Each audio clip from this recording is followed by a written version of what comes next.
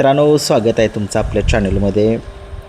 चांगला प्रतिसाद मिळतो आहे तुमचा. जे आपण बकासूरच्या गोठ्यावरती जाऊन व्हिडिओ केली होती त्याचा व्हिडिओचा संतोष मामा यांची मुलाखत चांगला प्रतिसाद मिळाला, त्याच्याबद्दल मनापासून सगळ्यांचे आभार. मित्रांनो, आत्ता या बैलगाडा शर्यत क्षेत्रामध्ये एक महाराष्ट्रातील टॉपचे नंदी आहेत, परंतु ते जे आहेत ते गुलालासाठी संघर्ष करत आहेत. असे नक्की कुठले नंदी आहेत की ते गुलालासाठी संघर्ष करत आहेत. ते त्यांचा कमबॅक जो आहे तो लोकांना बघायचा आहे, कारण की ते सगळ्या महाराष्ट्राचे लाडके नंदी आहेत. आपण सुरुवातच करूया शाकीरभाईंच्या राजापासून. काय सगळ्या महाराष्ट्र माता आहे. काशेगाव का तिकडं खाली कुठं मैदान झालं होतं, सम्राटन दोघांनी 5 लाखाचं मैदान जिंकलं होतं, तेव्हापासून हा जो आहे तो राजा चर्चेमध्ये आला. तिथून तुम्ही बघितलं की तो प्रत्येक मैदानामध्ये गुलालासाठी जात होता.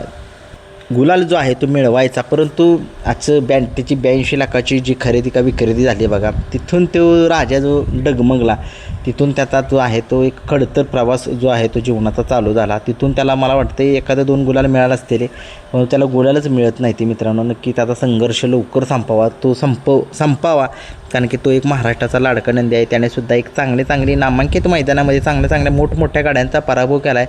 आणि खरंच त्याचं कमबॅक लोकांना बघायचं आहे. तो कशा पद्धतीनं कमबॅक करतो याच्याकडे सगळ्या महाराष्ट्राचं लक्ष लागले. बघूया काय होतं.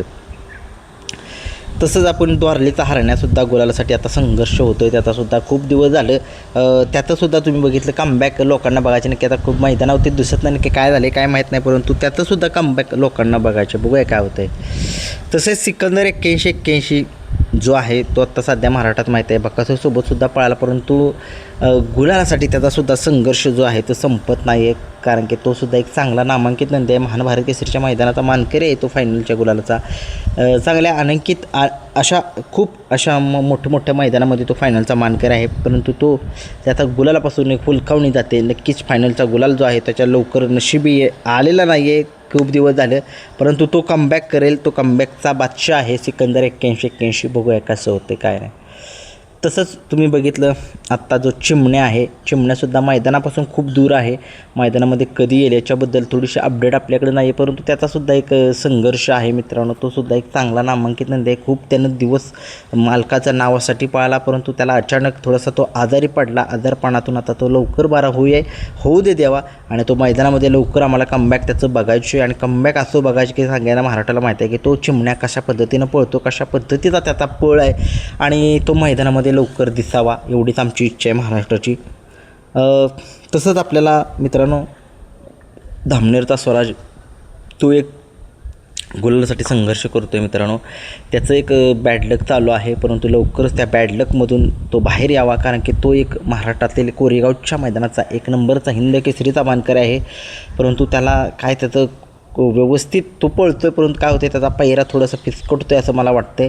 परंतु राहू द्या, त्याला माहीत आहे कमबॅक करायचं कसं आहे. तो हिंद केसरी नंदी आहे, आणि हिंद केसरी नंदीला कसा गुलाल घ्यायचा ते चांगलं तर माहीत आहे. बघूया काय होते काय नाही. तसेच मित्रांनो, या बैलगाडा शर्यत क्षेत्रामध्ये आत्ता एक नामांकित जो नंदी आहे तो सगळ्यांना माहीत आहे, कळंबीकरांचा शंभू. तोसुद्धा आत्ता गुलालासाठी संघर्ष करतो आहे.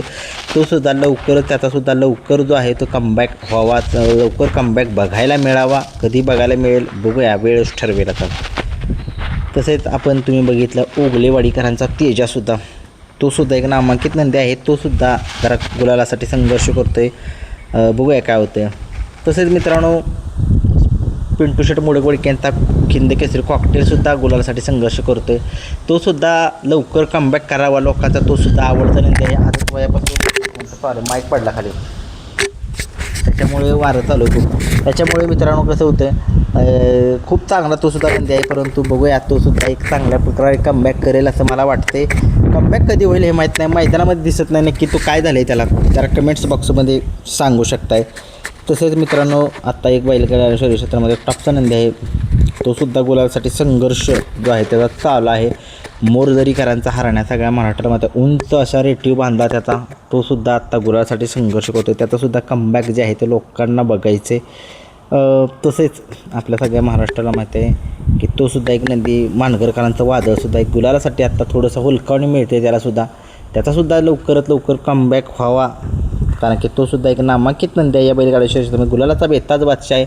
त्याचासुद्धा आजकाल थोडंसं गुलालासाठी संघर्ष जो आहे तो होतो आहे. बघूया कधी होतो त्याचा संघर्ष कमी.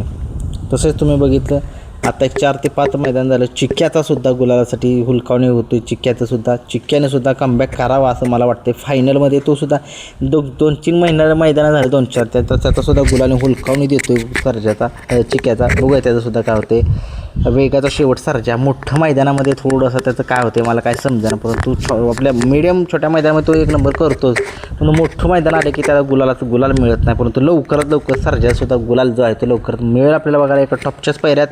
बघू आणखीन तुम्हाला काय वाटते की यांच्या गुलालाचा संघर्ष चालू आहे तो संपेल लवकर आणि लोकांच्या मनातला नंदी आहे तो, तर कमेंट्समध्ये सांगा.